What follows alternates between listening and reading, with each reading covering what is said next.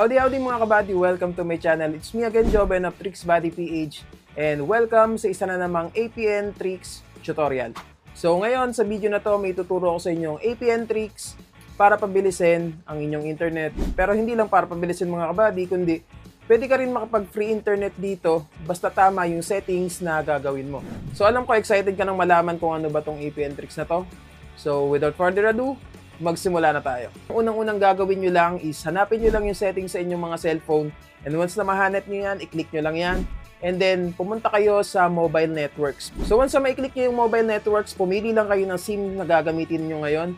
And in my case mga kabady, ang gagamitin ko is yung aking GOMO SIM. So once na makapili na kayo ng SIM, hanapin nyo naman ngayon is yung access point names. Okay, so madali lang hanapin yan mga kabady, i-scroll nyo lang, and then minsan nasa mismong bungad na agad yan mga kabady. So pag nakita nyo yung access point name mga kabady, i-click nyo lang yan. So ngayon dito tayo madadirect sa edit access point mga kabady. Ang unang-unang step na gagawin nyo rito is i-click nyo lang itong name. And then ang itatype nyo rito is Hawk Celta Pro.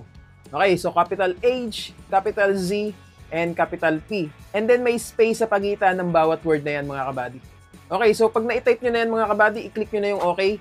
And then pumunta ngayon tayo dito sa APN. And then ang itatype nyo dito sa APN is Celta Beta. Okay, so capital Z and then capital B. And then once na ma-type nyo na yan, i-click nyo na yung OK mga kabady. And then dito sa proxy and port mga kabady, wala na tayong gagalawin dyan. So not set lang yan mga kabady. So ngayon pupunta na tayo dito sa username mga kabady. So sa username, ang ilalagay nyo lang dito is 4GNet. Okay, so ulitin ko. Yung ilalagay nyo dito sa username is 4GNet. And then yung password naman is wala na tayong gagalawin dyan. So not set lang yan mga kabady. And then bago tayo pumunta sa isa sa pinaka-importanting part ng settings na to mga kabady, which is yung server, pakilike mo muna yung video na to, tapos mag-comment ka dyan sa baba. Pakishare na rin yung video na to para mas marami pa tayong matulungan. Kung hindi ka pa nakasubscribe, pakisubscribe mo muna yung ating channel. Pakiclick nyo na rin yung maliit na bell icon dyan sa baba para isa ka sa unang-unang manonotify once na may bago akong upload na video. Okay? Anyway, so ngayon punta na tayo dito sa ating server. Ang ilalagay nyo lang dito is